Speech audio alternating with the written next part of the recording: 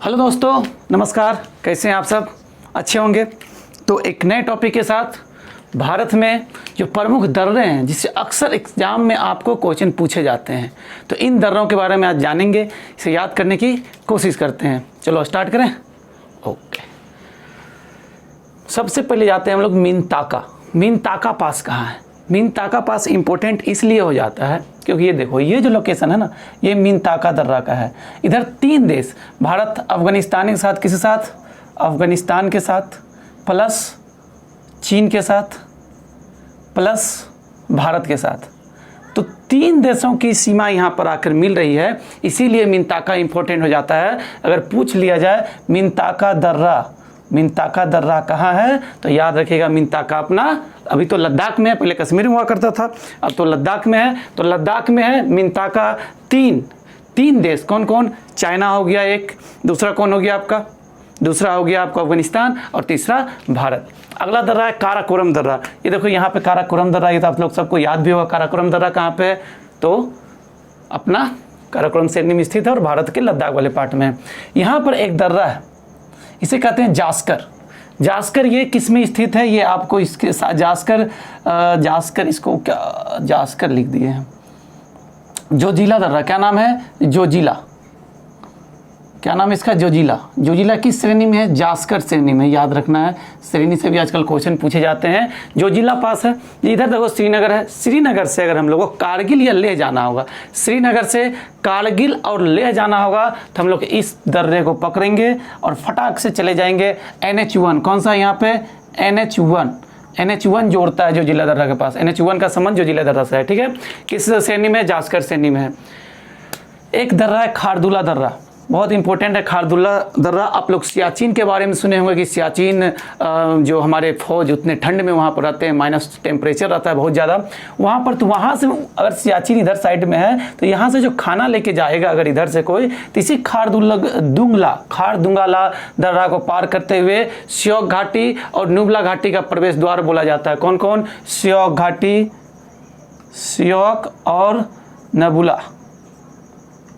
श्योक और नाबुला घाटी से होते हुए जाएगा खारदुला दर्रा। सियाचिन में जो सैनिक हैं वहाँ पर जो उन्हें खाने के सामान या जो भी हथियार पहुँचाए जाते हैं, वो इसी दर्रे से पहुँचाए जाते हैं, खारदुला दर्रा, याद रखना। दूसरा है इंपॉर्टेंट बुर्जिल दर्रा। ये देखो बुर्जिल दर्रा है।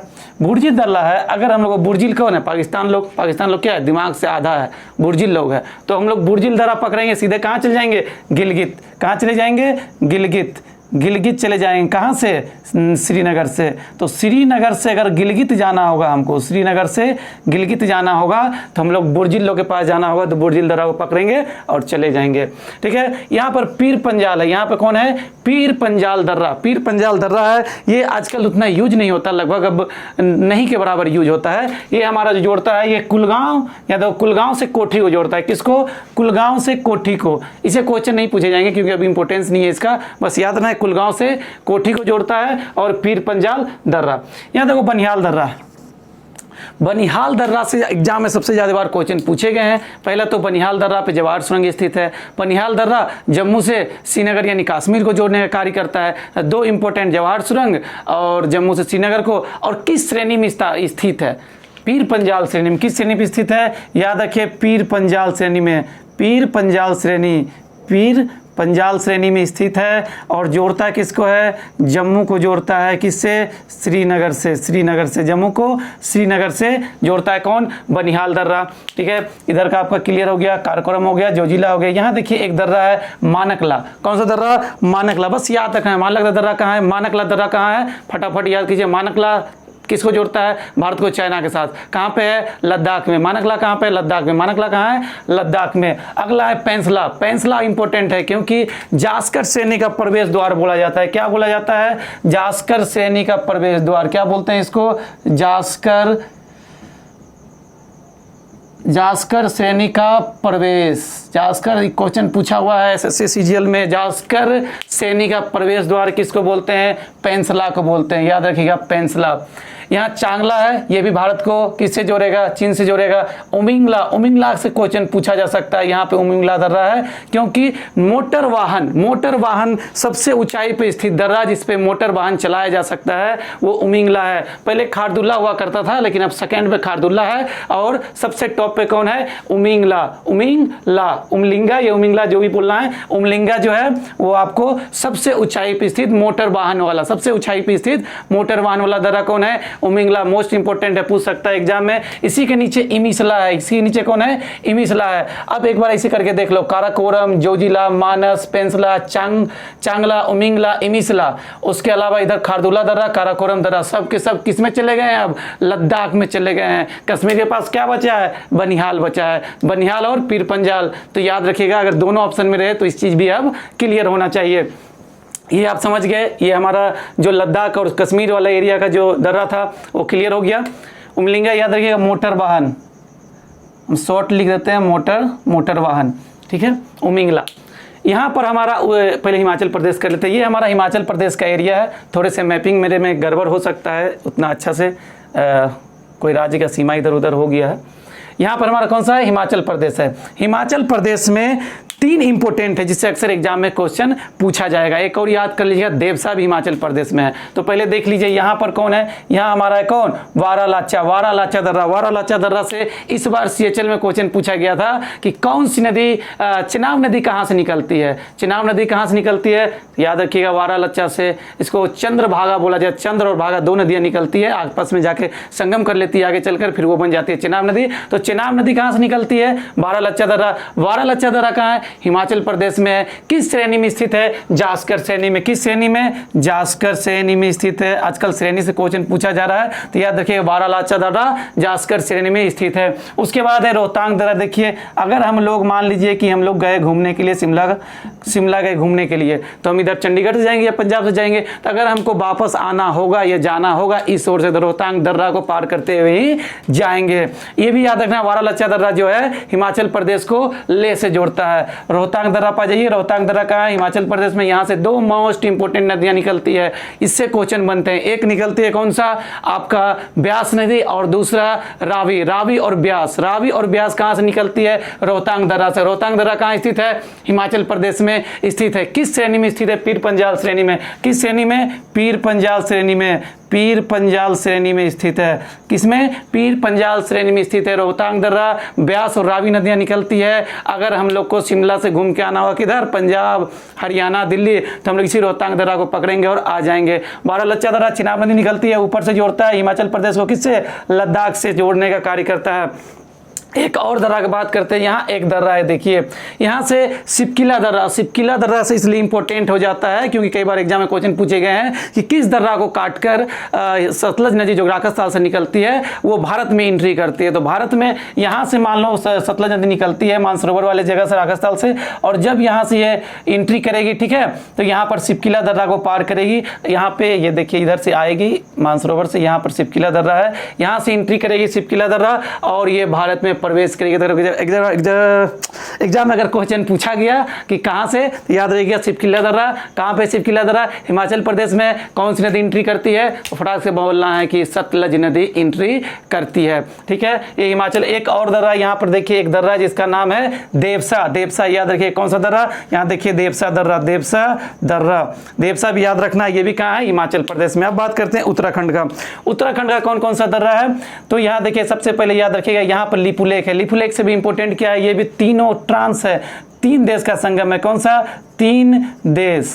कौन कौन सा? एक नेपाल है, एक अपना भारत है और एक चीन है। तो चीन, नेपाल और भारत। चीन, नेपाल और भारत। चीन, नेपाल, भारत, 3 को ये भी क्या करता है? 3 देशों के साथ। कौन सा दर्रा? याद रखिएगा लिपुलेख। कौन सा? लिपुलेख। भारत को किसके साथ कनेक्ट करेगा? तो चाइना के साथ। चाइना के साथ करेगा पूरा एरिया, तो अब चाइना कब्जा कर लिया है तिब्बत वाला, तो ये चाइना के साथ या तिब्बत के साथ जो ऑप्शन में रहे मार देना है। ये 3 देशों के साथ लिपुलेख। उसके ऊपर चल जाइए नीतिमान। यहाँ है नीति दर्रा, यहाँ मान दर्रा। नीतिमान, यहाँ है मुलिंगला। नीतिमान और मुलिंगला। नीतिमान मुलिंगला और लिपुलेख, 4 दर्रा इंपॉर्टेंट है कहाँ, उत्तराखंड में। देखिए मुलिंगला सबसे ऊपर, उसके बाद मान, नीति, लिपुलेख, 4 दर्रे कहाँ, उत्तराखंड के। अब आ जाते हैं हम लोग अपना सिक्किम, गंगटोक, घूमने जाने का मन होगा चल जाएगा, बड़ा अच्छा जगह है।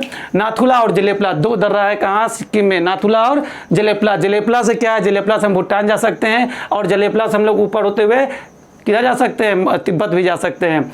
याद रखिएगा कि यहाँ जो दर्रे हैं इसके बाहर इतने ऊंचे ऊंचे पहाड़ और पर्वत हैं कि हम लोग इधर से मानसरोवर नहीं जा पाते। मानसरोवर इस एरिया में स्थित है, हमारे शिव जी का जगह है, लेकिन हम लोग इधर से नहीं जा पाते। हम लोग को या तो जलेपला या तो नाथुला से होकर जाना पड़ता है। आपको ये बात याद रखना है। तो ये है नाथुला और ये है जलेपला। नाथुला दर्रा 1962 के बाद बंद कर दिया गया था। इसका बहुत ज़्यादा व्यापारिक महत्व है, इसीलिए 2006 में इसे पुनः खोल दिया गया। ये भारत को तिब्बत से जोड़ता है। चाइना तिब्बत पे कब्जा कर लिया है। जलेपला से होकर भी हम तिब्बत जा सकते हैं, जलेपला से होकर हम लोग भूटान भी जा सकते हैं। आगे आते हैं, यहाँ एक दर्रा है बोमडीला दर्रा। कौन सा, बोमडीला दर्रा। त्वांग घाटी होते हुए हम लोग बोमडीला दिलास कहाँ चल जाएंगे, चाइना चल जाएंगे। त्वांग घाटी होते हुए बोमडीला दिलास कहाँ चल जाएंगे, चाइना चल जाएंगे। ये चारों कहाँ के हैं, ये चारों याद रखिएगा कहाँ के हैं भैया, इधर आ जाओ। ये है हमारा अरुणाचल प्रदेश, अरुणाचल प्रदेश, नेफा, ठीक है। अरुणाचल प्रदेश में ये चारों दर्रे हैं। इधर तो ये जान गए ये कहाँ पे है, ये दोनों है सिक्किम में। कहाँ पे है, सिक्किम में ये दोनों दर्रे हैं, ठीक है। और ये तो उत्तराखंड के, हिमाचल प्रदेश के हो गए हैं। यंगप्पा दर्रा से ब्रह्मपुत्रा नदी, ब्रह्मपुत्रा नदी कहाँ से निकलती है, मांग सरोवर के चेमा डुंगडुंग ग्लेशियर से निकलती है और वहाँ से ये एंट्री करती है। कहाँ आ जाती है, यंगप्पा दर्रा को काटते हुए एंट्री करती है अरुणाचल प्रदेश में। उसके बाद पहुंच जाती है असम, अरुणाचल प्रदेश में। इसको दिहांग बोला जाता है, मानसरोवर से जहाँ से निकलती है। और जब ये पूरा तिब्बत में बहती वहाँ इसको सांगपो बोला जाता है।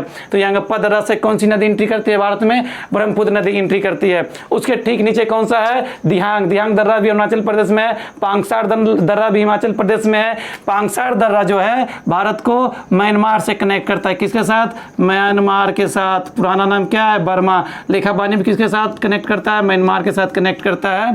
लेखापानी म्यांमार, पांगसार दर्रा और लेखापानी ये दोनों म्यांमार के साथ कनेक्ट करता है। अब यहाँ आ जाते हैं कहाँ, मणिपुर।